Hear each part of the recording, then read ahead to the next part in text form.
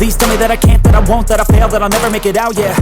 Please tell me all the bad, never good, fill my head full of everything. I'm old enough to remember when basically all women were mortified of the possibility that they would get all big and buff if they started lifting weights. In fact, I recall the days when you could enter a gym every day for a month or so, and you'd maybe only see 2 or 3 females that lifted weights on a consistent basis. With the emergence of fitness influencers all over social media, I've since seen a noticeable climb in females lifting weights, some of which being a lot stronger than a lot of the men at my own gym. In fact, to this date, my client that holds the record for the heaviest hip thrust is held by a female. She's a total savage, so I'm not surprised at all. Welcome to the Workout Nerd Out. I'm Julio Lopez. I've got my master's degree in nutrition as well as being a certified strength and conditioning specialist and a certified personal trainer. Unfortunately, the gym, even with the amount of progress that I've witnessed in my life since I started going as a little kid at the Y in the mid-90s, it's still a male-dominated arena, so I totally understand that some females can be a tad uncomfortable. Here are a couple tips to help break through that glass ceiling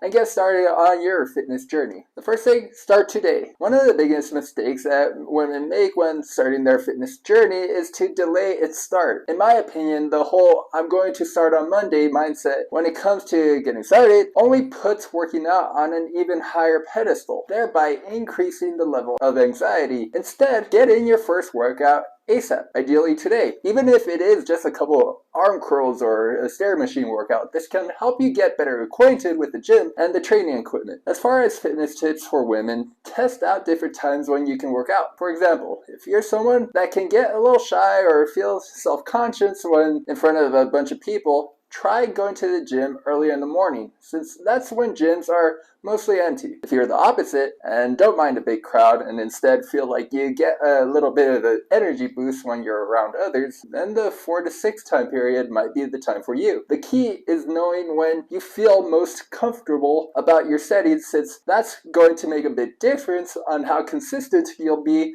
about working out. The second thing, have a buddy. For the women that want to start going to the gym, take a buddy with you. Ask your friends, your relatives, or coworkers if one of them would be willing to go to the gym with you. There's a good chance that someone you know also wants to start working out, but their anxiety about going to the gym alone might be what's making them hesitant. So you might be the difference maker in their fitness journey, as that person may be the difference maker in yours. The greatest benefit of having a workout buddy is that it can make your fitness journey a more enjoyable one. As humans, we are social creatures, and for some, just being around others while working out might be enough social stimulation for them. Others can have a much more fulfilling experience when they're able to have a little conversation between sets. And if you're afraid that working out with your little bestie is going to make your workouts less productive because you think the two of you are just going to be chatting up a storm, have a timer for 1 to 3 minutes after each set. That way you guys can get right back to work when the rest time is over. A third, hire a personal trainer. While looking at fitness tips for women on social media can give you a couple good ideas, it doesn't even pale in comparison with investing in a good personal trainer. Especially when you're just starting your fitness journey,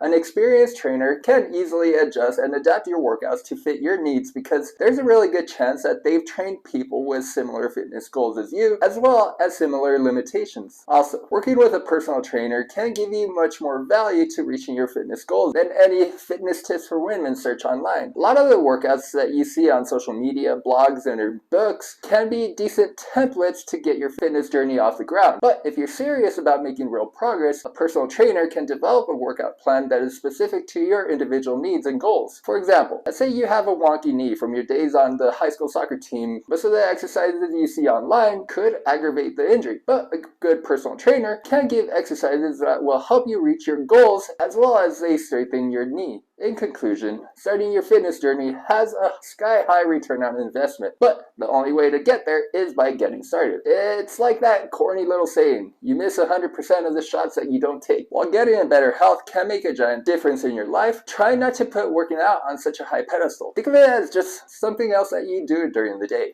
like brushing your teeth and flossing. So that does it for today's Workout Nerd Out. If you have any questions, feel free to leave it in the comment section, and don't forget to hit that like and subscribe button. Also, if you know anybody who could benefit from this information, feel free to share it with them. Until next time, I'll see you on the next Workout Nerd Out.